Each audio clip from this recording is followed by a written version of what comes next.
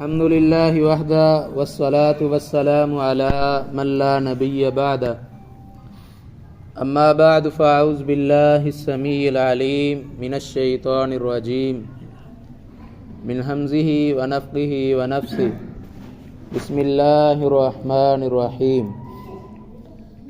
क़ाल अन्नबिय्यु सल्लल्लाहु अलैहि वसल्लम मन समता नजा वक़ाल अल्लाहु तआला फ़िल क़ुरआनिल मजीद वल फ़ुरक़ानिल हकीम या अय्युहल्लज़ीना आमनुत्तक़ुल्लाह वक़ूलू क़ौलन सदीदा। अल्लाह रब्बुल आलमीन ने कुरान करीम दे अंदर ईमान वालियां नूं मुखातब करके हुक्म दिता है कि ऐ ईमान वालियो अल्लाह दे कोलों डर जाओ, वकूलू कौलन सदीदा, तो जदों भी बोलन की ज़रूरत पेश आए, जदों भी अपनी ज़ुबान नूं हरकत दे अंदर लियाओ, कौलन सदीदा, सीधी सीधी गल करो। ज़ुबान दियाँ तबाहकारियाँ जिस तरह ज़ुबान तो अच्छे कलिमात अदा हुंदे ने, अल्लाह दी रज़ा वाले कलिमात बंदा अदा करदा है, ज़िक्र अज़कार करदा है, इस तरह बाज़ औक़ात बंदा अपनी ज़ुबान तो ऐसे कलिमात भी अदा कर देंदा है कि जिन्हां नूं कोई वक़्त नहीं देंदा, कोई अहमियत नहीं देंदा, लेकिन इहदे उस एक कलमे दी वजह तो, उस एक बोल दी वजह तो जो इन्हूं नुकसान उठाना पैंदा है, दुनिया दे अंदर भी और आखरत दे अंदर भी बंदा उनका हिसाब भी नहीं लगा सकता। नबी अलैहिस्सलातु वस्सलाम ने फरमाया कि एक बंदा सारी जिंदगी नेक अमाल करता रहा, बड़ियां ने नेकियां कीतियां ने, नेकियां दा एहतमाम कीता, लेकिन जदों इस बंदे दा आखिरी वक़्त आया, मौत दा वक़्त इहदा करीब है, जिंदगी और मौत दी कशमकश दे अंदर है, इस मौके ते बंदा अपनी ज़ुबान तो एक ऐसा कलिमा अदा करदा है, आपने फरमाया नेकियां कर करके, अच्छे अमाल कर करके ये बंदा जन्नत दे इन्ना करीब हो गया सी कि इहदे और जन्नत दे दरम्यान सिर्फ मौत बाकी रह गई सी। इधरों मौत आनी सी, नाल ही अल्लाह ने जन्नत दा दाखला दे देना सी। लेकिन होया कि जदों इहदा आखिरी वक़्त आया तो इस मौके ते इन्हें अपनी ज़ुबान तो ऐसा कलिमा अदा कीता कि जिहड़ा अल्लाह नूं इन्ना ना पसंद लग्या, ओहदे इस कलमे दी वजह तो अल्लाह नूं इन्ना गुस्सा आया, अल्लाह इन्ने नाराज़ होए ने कि वो सारियां दियां सारियां नेकियां अल्लाह ने ख़त्म कर दित्तियां ने, उन्हें जहन्नम दा बालन बना दिता। सिर्फ ज़ुबान तो एक कलमा अदा होया तो नतीजा उनका की निकलिया, सारी जिंदगी की इबादत इनकी खत्म हो गई, तबाह बर्बाद हो गई, सिर्फ एक कलमे की वजह तो। और दूसरे पासे फरमाया कि बसा औकात इंज भी हुंदा है, बंदा कोई एडा ज़्यादा नेक नहीं दा, लेकिन अपनी ज़ुबान तो ऐसा कलिमा अदा करदा है कि जिहड़ा अल्लाह नूं इन्ना पसंद आंदा है, इन्ना अच्छा लगदा है कि अल्लाह फरमांदे ने फरिश्ते उहदे सारे गुनाहां नूं माफ़ करो ते इहनूं जन्नत दा राही बना दे। सिर्फ एक कलिमा। नबी अलैहिस्सलाम दी हदीस भी है ना कि मन काना आखिरु कलामिही ला इलाहा इल्लल्लाह दाखलल जन्ना, कि जिस बंदे दा आखिरी कलमा जदों इहदी मौत दा वक़्त आया तो सब तो आखिरी बोल जिंदा ला इलाहा इल्लल्लाह हो गया, बंदा जन्नत अंदर चला जाएगा। ये भी एक कलमा जिहड़ा बंदे ने ज़ुबान तो अदा कीता है, तो इहदे इस एक बोल दी वजह तो जो अल्लाह जन्नत दी चाबी दे देवे ते होर सानू की चाहिए, जन्नत दी गारंटी मिल रही एक बोल दी वजह तो।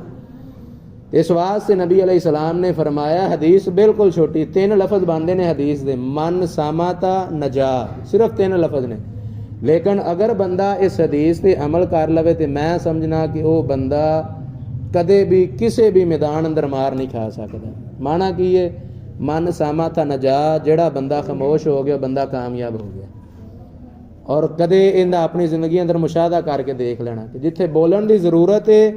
उत्थे बंदा खामोश हो जाए ना कदे, तो फिर देखो इनका नतीजा की मिलता है। मिसाल के तौर पर मुआशरा असी रहने, इस मुआशरे के अंदर घर बार वाले हाँ, मसला मसाइल बन जाता है, लड़ाई झगड़ा बन जाता है, तो उस लड़ाई झगड़े के मौके जो अगला बंदा तुहानू बुरा भला कह रहा है, तुसीं इत्थे खामोश हो जाओगे ना, एक दफ़ा खामोश होवो, 2 दफ़ा खामोश होवो, 3 दफ़ा जो खामोश होवोगे ना तो तीसरी दफ़ा अगला बंदा खुद ब खुद खामोश हो जाएगा। जे अगर उन्हें एक गाल कढ़ी तो असीं अगों 100 दे जवाब अंदर कढ़ीए तो फिर लड़ाई वधनी है ना। जिमें जिमें असीं जुबान नूं खोलते जावांगे उधरों जिमें वो कीती जा रहा उस तरह असीं भी कीती जावांगे तो फिर वो मामलात अगे वधदे वधदे लो जी हुण गल थाणियां तक अपड़ गई है, कतल तक गल पहुँच जाती सिर्फ इस जुबान की वजह तो। इस वास्ते आपने फरमाया कि मन सामा था नजा,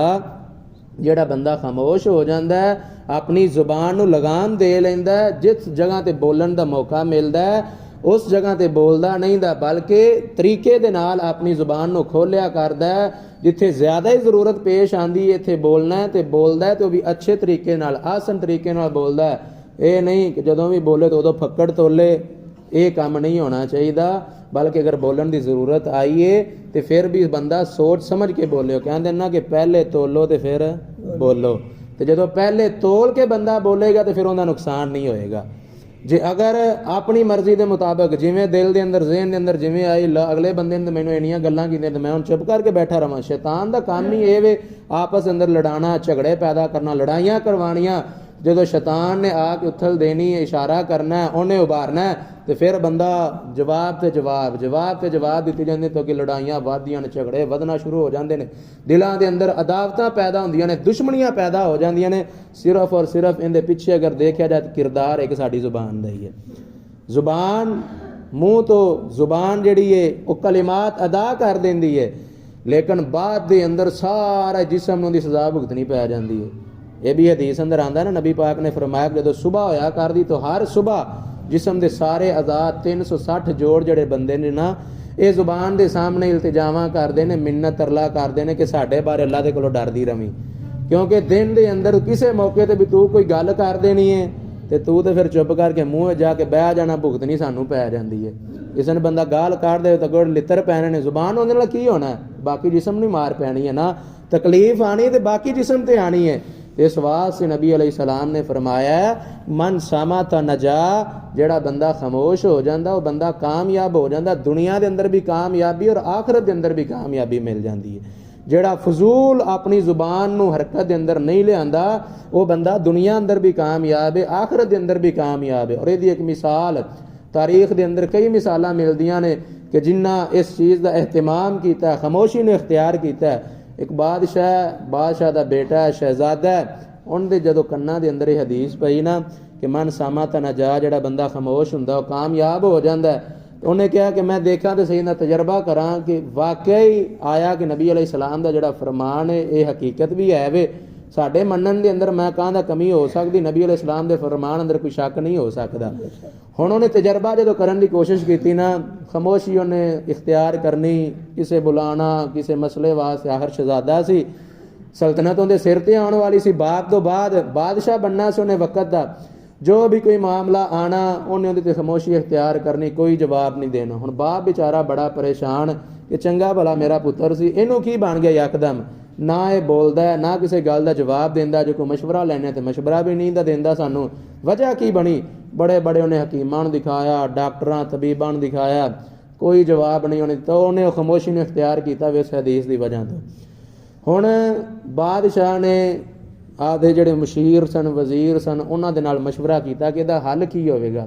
उन्हां कहा कि इहदा हल ये वे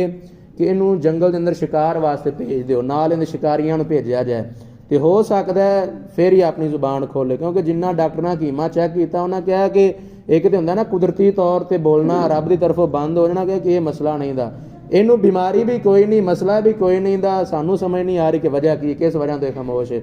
हुण जो शिकार वास्ते इनू नाल भेज दिता, हुण शिकार के अंदर जो शिकारियों के नाल जंगल अंदर पहुंचे ने,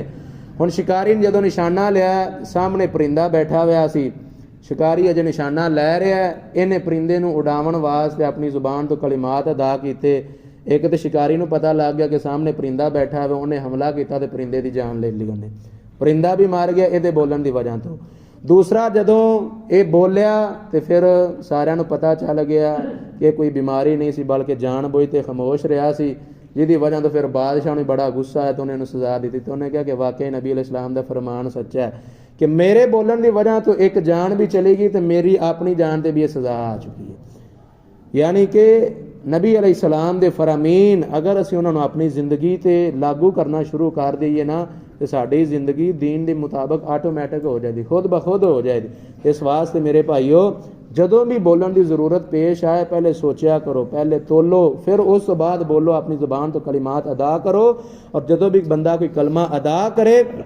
ਉਹਦੇ ਵਾਸਤੇ सोचना चाहिए कि मैं ਜਿਹੜਾ कलिमा अदा कर रहा कि ਇਹਦੇ ਨਾਲ अल्लाह और उसके रसूल की नाफरमानी तो नहीं हो रही। अगर अल्लाह और उसके रसूल की नाफरमानी हो रही तो खामोश हो जाना चाहिए, खामोशी इख्तियार करनी चाहिए, क्योंकि कुरान ने भी कहा जदों भी बोलो जदों भी गल करो तो सीधी सीधी गल करो, इस्लाम के दायरे के अंदर रह के गल करो। जदों इस्लाम के दायरे चो असीं बाहर जावांगे फिर दुनिया के अंदर जिंदगी के अंदर भी साडे वास्ते वबाल है और क़यामत वाले दिन भी साडे वास्ते नुकसान है। अल्लाह दे कोलों दुआ है कि अल्लाह जो सुनया सुनाया अमल दी तौफीक अता फरमाए। व आखिरु दावाना अल्हम्दुलिल्लाहि रब्बिल आलमीन।